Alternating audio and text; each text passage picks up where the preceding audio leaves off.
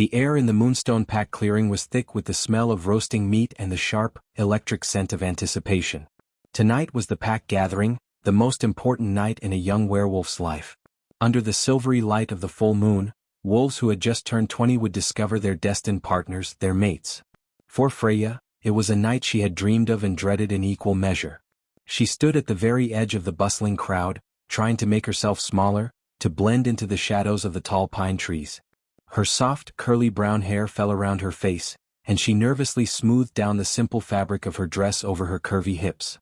All around her, other she-wolves, sleek and athletic in their pretty dresses, laughed and chattered, casting glances full of hope towards the group of unmated males. Freya felt a familiar ache in her heart. In a world that prized speed, strength, and a certain kind of lean beauty, she was different. She was an Omega, the lowest rank in the pack. Omegas were meant to be submissive, to serve, to stay out of the way. But Freya's spirit was anything but submissive. She was clever and kind, with a quiet strength that nobody seemed to notice. They only saw her rank in her body, which was softer and rounder than the others. The whispers and cruel giggles had been her constant companions for as long as she could remember. Too slow for the hunt, they'd say. Too clumsy. The worst was Alpha Derek himself, who had once laughed and called her the pack's little cushion, when she tripped over a root during a run. Her eyes were drawn to him now. Alpha Derek stood in the center of the clearing, surrounded by his admiring warriors. He was handsome in a sharp, cold way, with blonde hair and a smirk that never seemed to leave his face.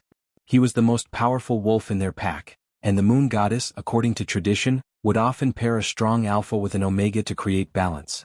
This was Freya's secret, trembling hope. Maybe, just maybe, if Derek was her mate, he would see past her curves and her rank. Maybe he would see her. The pack elder, an old wolf with a grizzled beard, stepped onto a large, flat stone and raised his hands for silence. The crowd stilled instantly. "The moon is at its peak," he boomed. "Let the ceremony begin. Let the bonds of fate be revealed." One by one the young wolves stepped forward. A young male would lock eyes with a she-wolf across the clearing, a sudden invisible thread would snap between them, and they would run into each other's arms, laughing with joy and relief as the pack cheered. Each successful pairing was like a tiny dagger in Freya's heart. The air began to hum with the energy of so many new mate bonds forming. The feeling was like static electricity making the hairs on her arms stand up. Then it was her turn. The elder called her name. Freya. The name sounded small and insignificant in the vast night.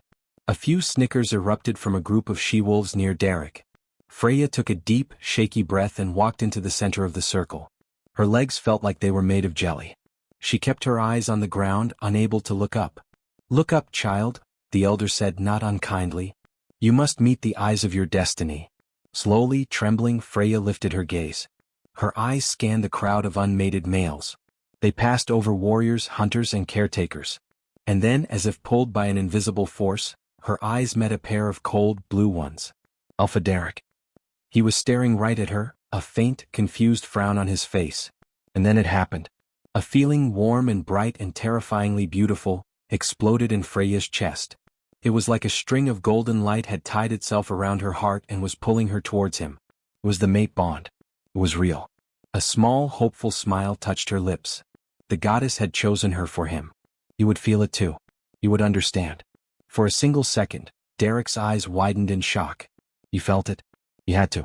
But then the shock melted away, replaced by something else. Disgust. His lip curled into a sneer. The golden string in Freya's heart pulled taut, then began to fray. He took a step forward, and the entire pack fell into a dead, horrified silence. Everyone could feel the tension. They had all seen where Freya was looking. "Is this a joke?" Derek's voice cut through the night, loud and cruel. He laughed, a harsh, mocking sound that held no warmth. "The moon goddess thinks to pair me with that?" He gestured towards Freya, a sweeping, dismissive motion that took in her entire body. "A fat, worthless omega? You can't even run with the hunting parties without getting left behind. You are nothing." Tears sprang to Freya's eyes, hot and immediate. The world seemed to shrink to just his cruel face and the feeling of her heart shattering inside her ribcage. "I, Alpha Derek," he declared, his voice ringing with absolute authority, "reject you, Freya. I reject you as my mate." The word reject hit her like a physical blow. It was more than just a word. As he spoke it, as he formally severed the bond the goddess had made, an agony unlike anything she had ever known ripped through her. It was as if that golden string was not just cut, but yanked violently out of her soul. A searing, white-hot pain burned in her chest. She cried out, a small, broken sound, and stumbled to her knees. The bond wasn't just broken, it was a raw, open wound on her very spirit. The pack watched in stunned silence. No one moved to help her. Derek looked down at her, crumpled and weeping on the ground, with utter contempt. "You are not fit to be my Luna. You are not fit to be anything in this pack." He turned his back on her, the ultimate sign of dismissal. "Get out of my sight." The spell was broken. The crowd began to murmur, some with pity, but most with scorn and relief that it wasn't them. The humiliation was a cold fire, worse than the physical pain of the rejection. Freya forced herself to her feet. Her body felt heavy and broken. She couldn't bear to look at anyone. With her head bowed and tears streaming down her face, she turned and ran. She ran past the staring faces, past the firelight, and into the deep, dark, unknown forest that bordered their territory. She ran from the shame, from the pain, from the home that was never really a home. She ran with no destination, with nothing but the echoing, empty ache of the rejection pounding in time with her footsteps, a lonely rhythm leading her away from everything she had ever known. The sounds of the celebration faded behind her, swallowed by the dense trees, until the only sound left was her own ragged breathing and the crushing silence of being completely and utterly alone. The deep, ancient forest was a world away from the clearing Freya had fled. Here there was no mocking laughter, no cruel whispers, only the dense, silent darkness of the pines and the soft, damp earth beneath her feet. The initial, blinding agony of the rejection had faded, leaving behind a dull, constant ache in her chest, a hollow space where the mate bond had briefly, beautifully, bloomed before being brutally ripped away. For the first 2 days she did little more than stumble forward, driven by pure instinct, her body moving long after her heart had given up.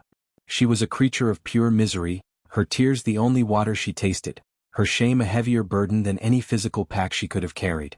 But survival is a stubborn instinct even for a broken heart. The sharp pangs of hunger, more demanding than sorrow, finally forced her to stop. She found a small hidden stream where the water ran clear and cold. Drinking from her cupped hands, she felt a tiny spark of clarity return. She was alone. She was an outcast. But she was not going to lie down and die for Alpha Derek. Anger, a feeling she had rarely allowed herself to feel, began to simmer beneath her grief. It was a small, hot ember, but it was enough to warm the icy numbness that had taken hold of her. Her Omega nature, the very thing she had been scorned for, became her greatest asset. While the high-ranking wolves were taught to fight and lead, Omegas were often taught the quieter, more subtle arts of pack life. Freya remembered the lessons from the pack's elderly healer, a kind woman who had shown her which plants were safe to eat and which could be used for medicine. She began to forage, her careful eyes spotting clusters of plump, dark berries and digging for edible roots. She was slow, yes, and her movements were deliberate, but they were also thorough and quiet. She didn't startle the forest creatures, she moved among them. She found a sanctuary, not a grand cave, but a nook created by the massive, gnarled roots of a fallen oak tree. It was shielded from the wind and hidden from casual view by a curtain of thick ivy. It was here she made her bed of dry moss and leaves. It was cold and lonely, but it was hers. No one could reject her here. No one could laugh at her.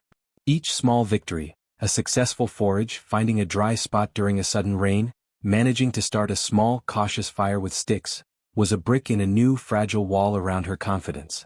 She missed the pack, the sense of belonging, terribly.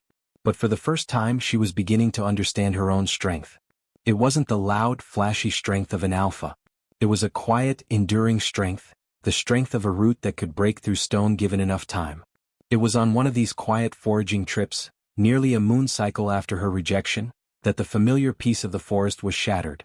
The air, usually filled with the chirping of birds and the rustle of small animals, went deathly still. A feeling of immense pressure, of raw, predatory power, washed over the woods, making the hairs on the back of her neck stand on end. It was the feeling of an alpha but magnified 100 times, a dominance so potent it felt like a storm about to break. And then she heard it, the deep, guttural snarls of wolves locked in combat, the sound of teeth snapping and bodies crashing through the undergrowth. Fear, cold and sharp, told her to run, to hide deeper in her root nook. But a deeper, more insistent pull urged her forward. Crouching low, she moved with the silence she had perfected, creeping towards the source of the noise. She peered through a thicket of ferns and her breath caught in her throat. In a small, torn-up clearing, a scene of brutal violence unfolded. A massive, majestic black wolf, larger than any she had ever seen, was surrounded by 4 other large, gray wolves. Even outnumbered, the black wolf was a whirlwind of fury and power, his movements a blur of dark fur and sharp teeth. But he was losing. The gray wolves were not fighting honorably, they were working as a pack, darting in to slash at his flanks and legs, wearing him down. One of the traitors lunged and sank its teeth deep into the black wolf's hind leg. A roar of pain and rage echoed through the trees. Freya saw the crimson blood bloom against the dark fur, saw the great wolf stumble. Her heart hammered against her ribs. She recognized the traitor's scent. They were from a rival pack, known for their ambition and cruelty. They were trying to kill a king. Because that's what the black wolf was. His power, his sheer presence could be nothing less. This was the Alpha King Roman. And he was about to be murdered. The black wolf fought on, but his movements were becoming slower, more labored. Another gray wolf bit down on his shoulder, shaking him violently. The king let out a pained grunt, collapsing onto his side. This was it. The lead gray wolf bared its teeth, preparing for a final, killing lunge. Freya didn't think. There was no plan, no weighing of risks. Her body moved on its own, driven by a compassion that was more fundamental to her than fear. She couldn't fight them. But she could be clever. She grabbed a large, fallen branch and with all her strength, slammed it against the thick trunk of a nearby oak tree. The crack was shockingly loud in the tense silence of the fight. All 4 gray wolves flinched, their heads snapping towards the sound. They snarled, confused, their focus broken. For a precious few seconds, they were distracted, trying to locate this new threat. It was all the time Freya needed. She didn't wait to see more. She dashed from her hiding place, not away from the fight, but towards the fallen king. He was heavy, impossibly so, a solid mass of muscle and fur. She grabbed his front leg, ignoring the hot, sticky feel of his blood on her hands. "Please," she grunted, pulling with all her might. "You have to help me." Whether he understood her words or simply sensed her intent, a spark of will returned to his dazed eyes. Using his 3 good legs he pushed, scrambling backwards. Freya pulled, her muscles screaming in protest, her breath coming in ragged gasps. She dragged him away from the clearing, away from the confused snarls of the traitor wolves who were now circling the trees where the sound had come from. It was a slow, agonizing retreat, every inch a battle. She led him to the one place she knew was hidden, her sanctuary under the roots of the great oak. She practically shoved his massive, bleeding form into the narrow space, the ivy swinging shut behind them like a curtain, plunging them into a dim, earthy-smelling darkness.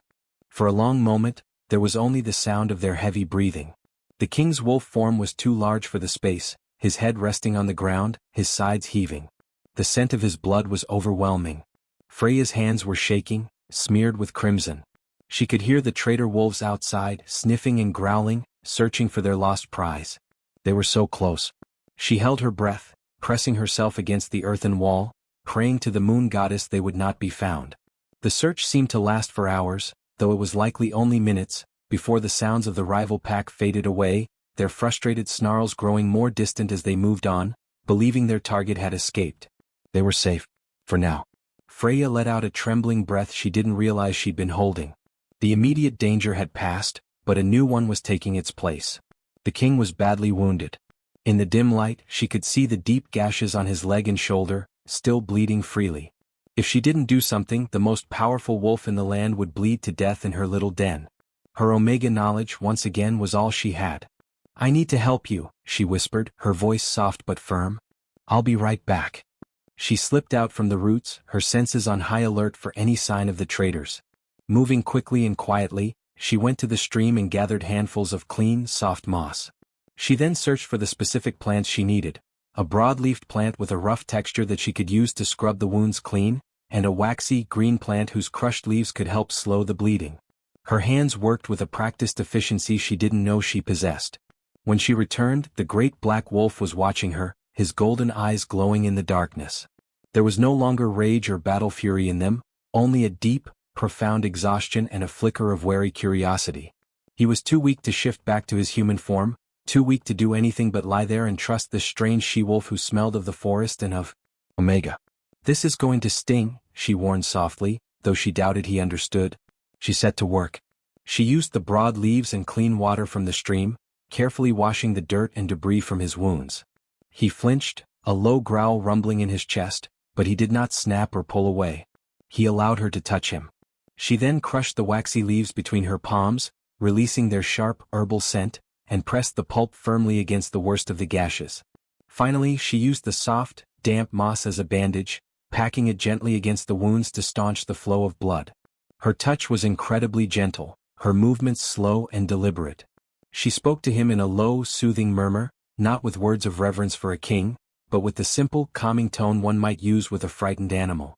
"It's all right," she whispered, her hand stroking his uninjured shoulder. "The bleeding is slowing. You're safe here." As she worked, a strange feeling settled over Roman. The searing pain of his wounds began to recede, not just from the herbs, but from the simple, calming presence of this woman. Her scent, a mix of pine needles, earth and wildflowers, was unlike the perfumed, aggressive scents of the she-wolves at his palace. It was quiet. It was peace. He felt a protective instinct, fierce and sudden, rise within him, cutting through the pain and exhaustion. Who was she? And why was she, an Omega, alone in the woods saving a king? He didn't have the answers, but as his eyes grew heavy, the last thing he felt was the gentle pressure of her hand on his fur, a touch that felt more like a homecoming than a rescue. The grand stone walls of the Crimson Fortress rose from the mountain peak like jagged teeth against the sky. Inside his private chambers, Roman, the Alpha King, stared out a vast window, his hands clasped tightly behind his back.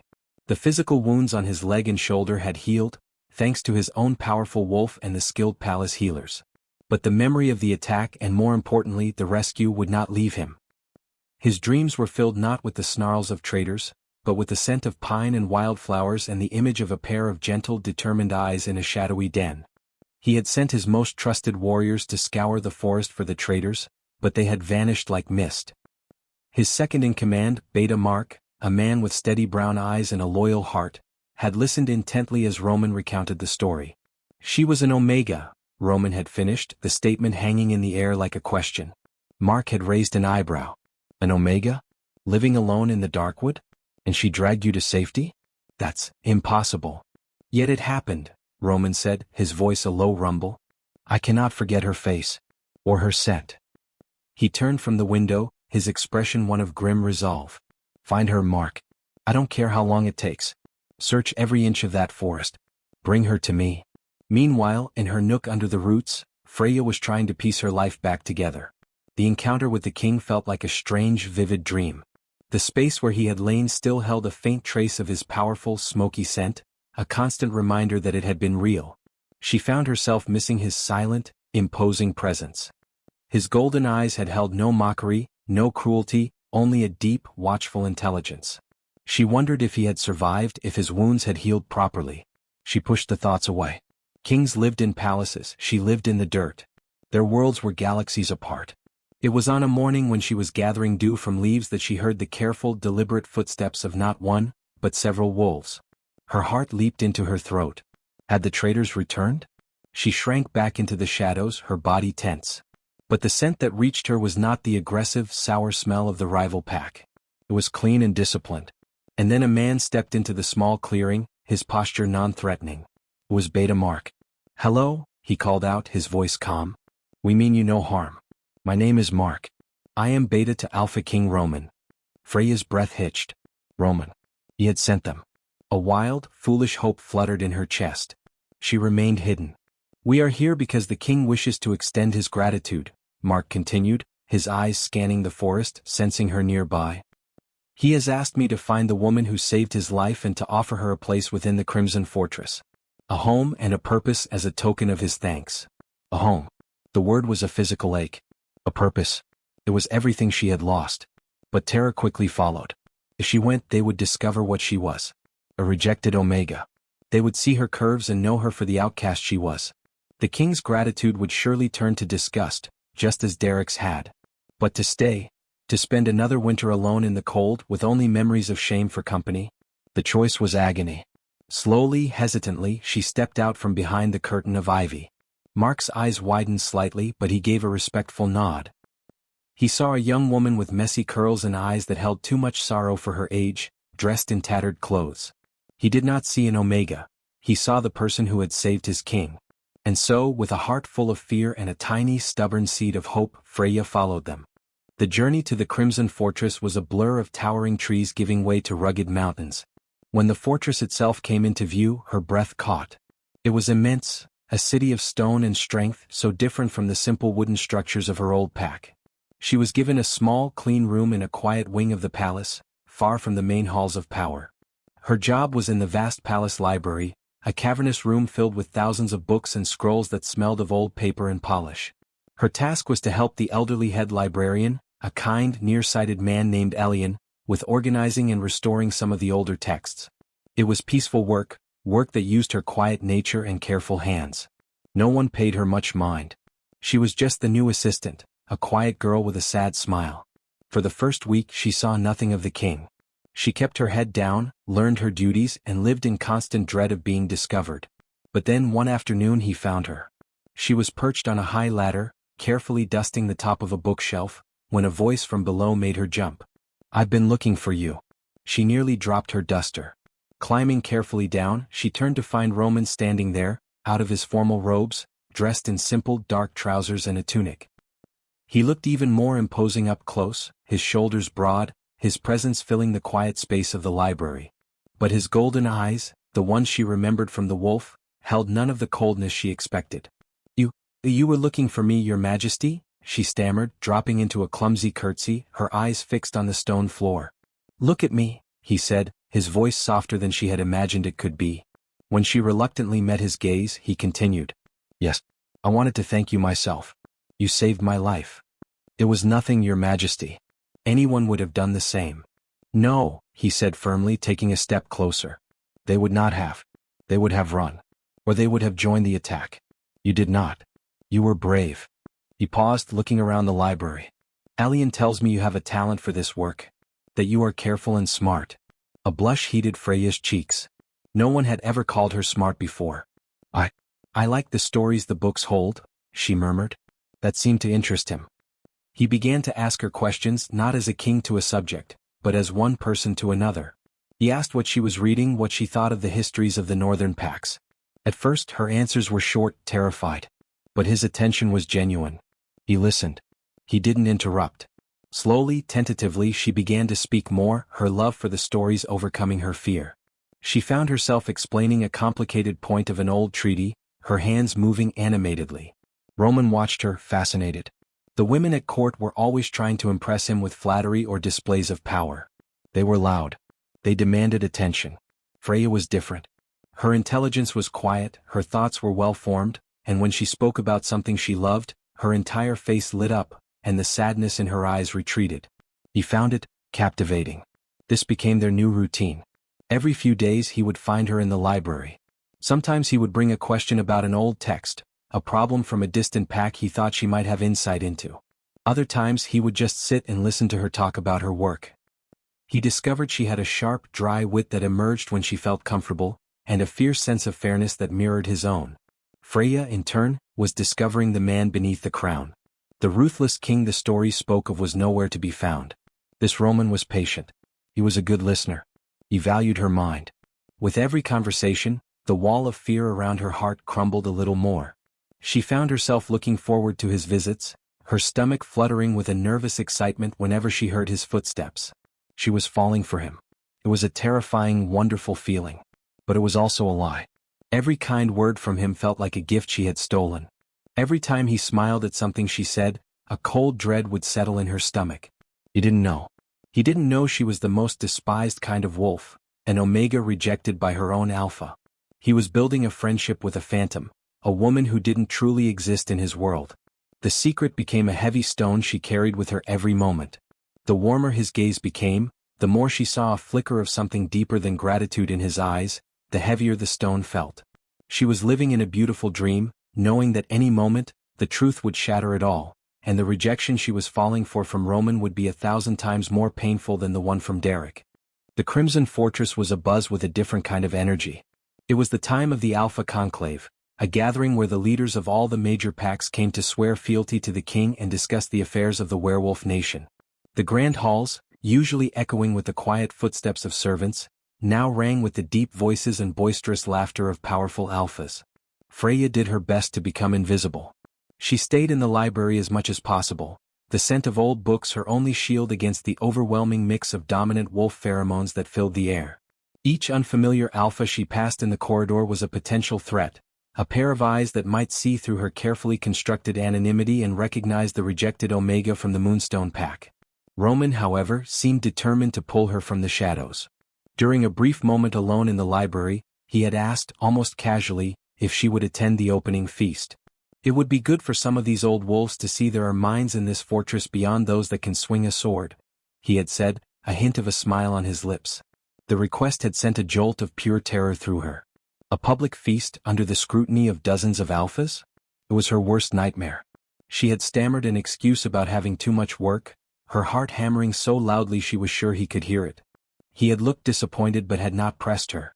The guilt of that disappointment warred with her relief. The day of the feast arrived. From her small window, Freya could hear the sounds of celebration from the great hall, clinking goblets, roaring fires, and the murmur of 100 conversations.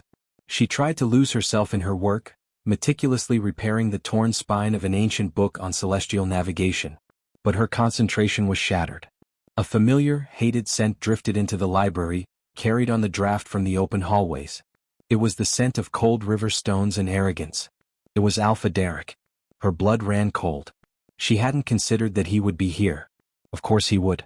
He was an alpha. Panic, cold and sharp, seized her. She dropped her tools, her hands trembling. She had to get out. She had to hide. But it was too late. The footsteps she heard approaching the library were not those of a servant or a scholar. They were heavy, confident, and accompanied by the clink of a ceremonial sword against a boot. She froze, a rabbit caught in a predator's gaze. Derek stood in the library entrance, his blonde hair gleaming in the torchlight, a smug expression on his face as he surveyed the room. His eyes, cold and dismissive, swept over the shelves and then landed on her. For a second, there was no recognition, only the bored glance of a superior looking at a servant. Then his gaze snapped back to her. His eyes widened in disbelief, then narrowed into slits of pure, venomous recognition. A slow, cruel smile spread across his face. Freya's world shrank to the pounding of her own heart. She couldn't move. She couldn't breathe. This was it. The end of her beautiful dream. The next day, the Grand Council was held in the Hall of Stone, a vast, circular chamber where the king sat on a raised throne of obsidian, with the alphas of every pack arranged in tiers around him. Freya had been tasked by Elian to deliver a specific rare scroll of historical law to Beta Mark for reference during a border dispute discussion. It was a simple errand, one she had done before. She thought she could slip in, hand the scroll to Mark who stood near the throne, and slip out again, unnoticed amidst the weighty political discussions. She moved like a ghost along the edge of the hall, her head bowed, the scroll clutched tightly in her sweaty hands. The air was thick with the tension of debate and the raw power of so many alphas in one room. She found Mark, handed him the scroll with a silent nod, and turned to leave. Her escape was almost complete. But a voice, loud and dripping with false camaraderie, cut through the formal proceedings. "King Roman, if I may have a moment of the council's time?" It was Derek. He had risen from his seat, his posture one of mock respect. All eyes turned to him. Roman, from his throne, gave a curt, impatient nod. "This had better be important, Alpha Derek. We are discussing the eastern border." "Oh, it is of the utmost importance, Your Majesty," Derek said, his voice oily smooth. "It concerns a matter of security. And of deception." His eyes, cold and triumphant, locked onto Freya, who had frozen halfway to the door. A path cleared between them as every alpha in the room followed his gaze. Freya felt the weight of 100 stares. Her face burned. She wanted the stone floor to swallow her whole. Derek pointed a dramatic finger directly at her. "That woman. The one you have welcomed into your fortress. The one you seem to hold in such high regard." He paused, letting the suspense build. "She is not who you think she is." A ripple of confusion went through the hall. Roman's face was an unreadable mask of stone, but his knuckles were white where they gripped the arms of his throne. "Her name is Freya," Derek declared, his voice rising to a shout to ensure everyone heard. "And she is a rejected Omega from my own pack. I rejected her myself on the night of the gathering for being weak, fat, and worthless. She is nothing. A cast-off. A liar who has clearly deceived you, my king, to gain your favor." The silence in the hall was absolute and deafening. It was the silence of supreme shock and scandal. Whispers began to hiss through the room like snakes. An Omega? A rejected one? Here? Freya stood completely still, the center of a storm of humiliation and hatred. The words weak, fat, and worthless echoed in the vast chamber, each one a fresh blow. The shame was so intense it was a physical pain, worse than the original rejection. She could feel the disgusted and pitying stares of the assembled alphas. This was her deepest fear, realized in the most public way imaginable. She couldn't bring herself to look at Roman. She couldn't bear to see the betrayal and disgust that must surely be on his face.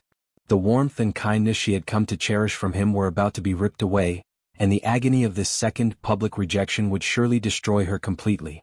She closed her eyes, waiting for the king's wrath to fall, for the guards to seize her, for her world to end. The silence in the Hall of Stone was heavier than the mountain itself. It was a crushing, suffocating weight of judgment and scandalized shock. Freya could feel every pair of alpha eyes burning into her, stripping away the simple dress she wore, seeing only the rejected, worthless Omega Derek had proclaimed her to be. Her cheeks were on fire with a humiliation so profound she thought she might faint. She kept her own eyes squeezed shut, a single tear tracing a hot path down her cheek. This was it. The end of everything. The beautiful, impossible dream was over.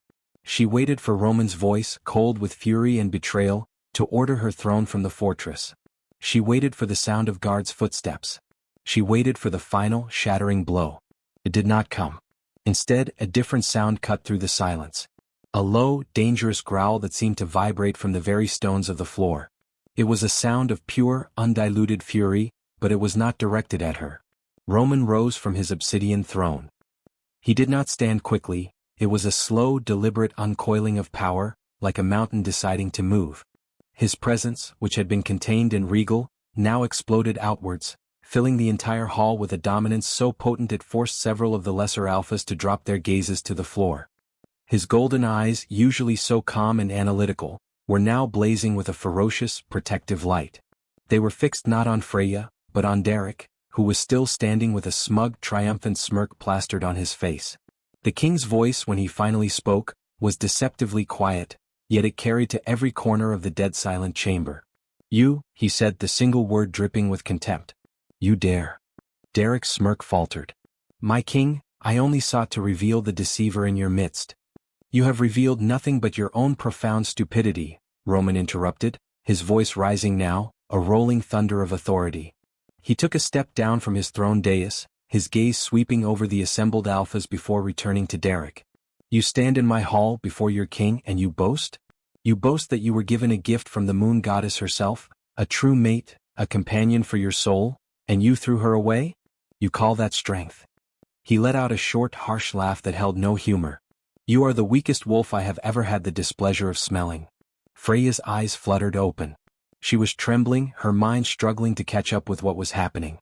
He wasn't yelling at her. He was defending her. Roman took another step, then another, walking past the rows of stunned alphas until he was standing directly in the space between Freya and Derek. He was a shield of muscle and fury, placing himself squarely between her and her tormentor. "You rejected her for being fat?" Roman's voice was a whip crack. "You are blind. You rejected her for being an Omega? Then you are a fool who does not understand the first thing about true power." He turned then, his back to Derek in the ultimate sign of dismissal, and his gaze found Freya. The fury in his eyes melted away, replaced by an intensity that took her breath away. It was not pity. It was reverence. He walked towards her, each step measured and sure. The entire council watched, utterly captivated. He stopped before her, so close she could see the flecks of amber in his golden eyes. "Freya," he said, her name a soft caress in the silent hall. He reached out and took her cold, trembling hands in his warm, strong ones. This is the truth that matters." He spoke to her, but his voice was loud enough for all to hear. "You saved my life when my own guards failed. You showed more courage alone in that forest than this entire pack of so-called alphas showed in their ambush. You are kind. You are intelligent. Your mind is a treasure that puts every dusty scroll in my library to shame." He looked down at their joined hands, then back up into her tear-filled eyes.